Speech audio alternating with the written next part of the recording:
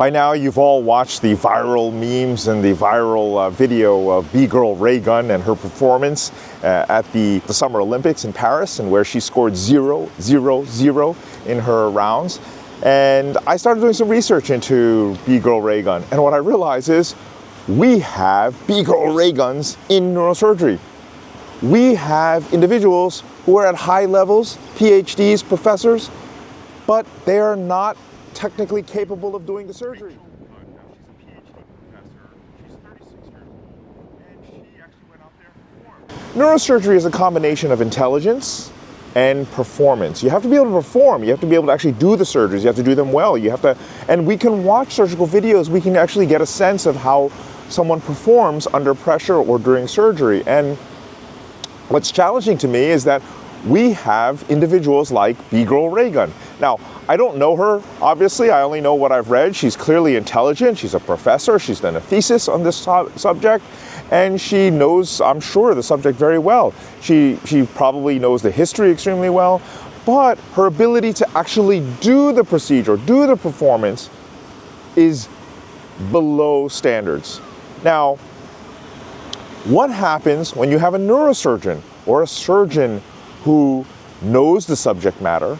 He can talk really well. He goes out into academics, and he or she is able to speak incredibly well, able to publish, able to really build and is important, is actually a very valuable member to the academic environment or to neurosurgery. They can contribute in many different ways. But what happens when they can't perform? What happens when you're like Bgirl Raygun? You go out there and you're doing this crazy dance, and your ability to actually make a performance that entertains the crowd, what happens when they can't perform? So that's really a problem. Surgery is different than entertainment. Surgery is not entertainment. We're actually taking care of people's lives. Now, the ramifications of a poor performance in breaking is that you go viral and people ridicule you and that you're a subject of scorn. But what happens when you're a surgeon and you can't perform? That's more complicated. We don't actually have a solution for this. We don't have a good way to deal with this. Now, you would think that during training, we'd be able to identify those individuals who are not great surgeons, but it's not that straightforward. Most residents or your colleagues, they don't see how others are doing in surgery because we're always operating with the attending as a trainee. And then even the faculty might say, well, they might not be good at this surgery, but they might be good at some other surgery. And it's actually quite a problem. And as you know, there's the very famous Dr. Death podcast, where you have an individual who can't perform at the high level and is really a menace to society and a criminal. And what happens in that situation? Well, we need to do a better job of policing ourselves. If we don't do it, society does it, the legal system does it. I don't think that's always the best way because the legal system is always adversarial. I have many examples of my colleagues or even my mentors who may not have been great technical surgeons, but they were able to find other ways that they can contribute to neurosurgeries. And so the definition of success doesn't have to only be your technical skill, but there needs to be self-awareness. And I think that's where we have problems. Sometimes there is no self-awareness, and I've seen some comments online about Rachel Gunn or Bgirl Raygun that she may not have self-awareness of what her skill level actually is, even though she is quite erudite and academic about her chosen field and her thesis topic. So I think this is crazy.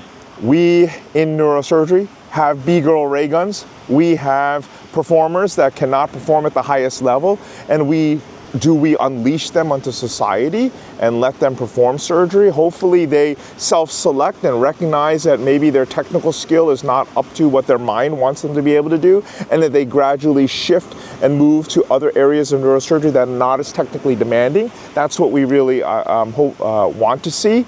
Now, surgery is different than being a doctor because surgery, not only do you have to have mental capacity and you have to be able to make the diagnosis, you have to think about the ramifications of the neurosurgical, but you actually also have to perform. You have to be able to use your hands, you have to be able to do the procedures, you have to make good judgments in the operating room. And what happens when you can't do that? when you're not at that level, when you think you are, like Bgirl Raygun, when you think you can perform at that level, but you actually cannot physically do what you believe you should be able to do. So here's an important consideration. How do you, as a member of the lay public, you're not a doctor, you don't have family in medicine, how do you choose your surgeon? How do you know that the surgeon who has great credentials, might have a PhD, might have an MD, might be listed at a top academic center, how do you know that they are actually good at the technical craft of doing surgery?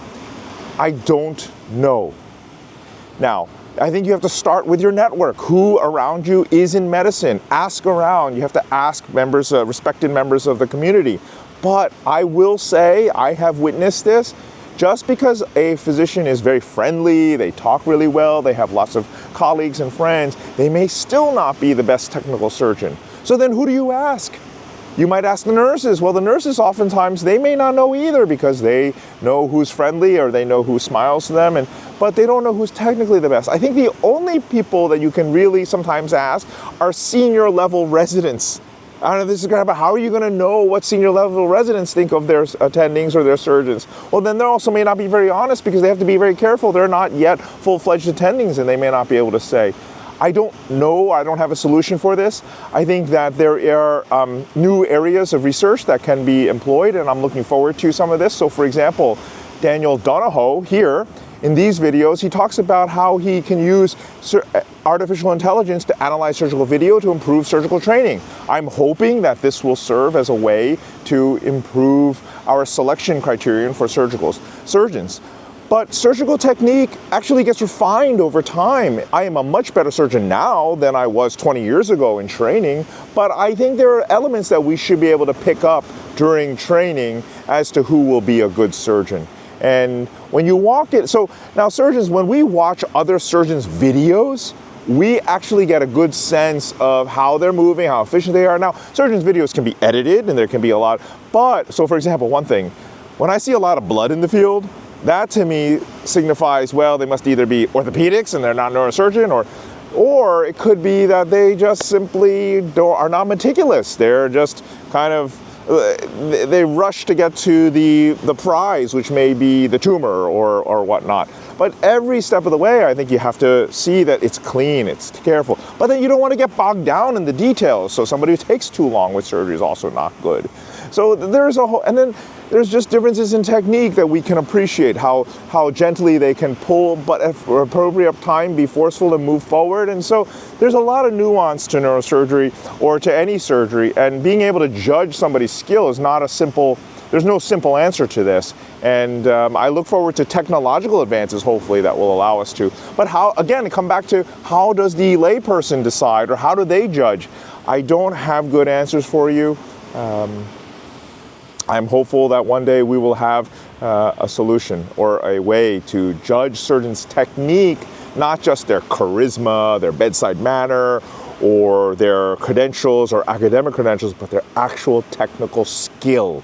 Now, I've been thinking about this a little bit more now that I've returned home from my vacation in the Outer Banks, and I realized that there's other aspects to this. Just because you're the best technical surgeon, that doesn't mean you have good judgment.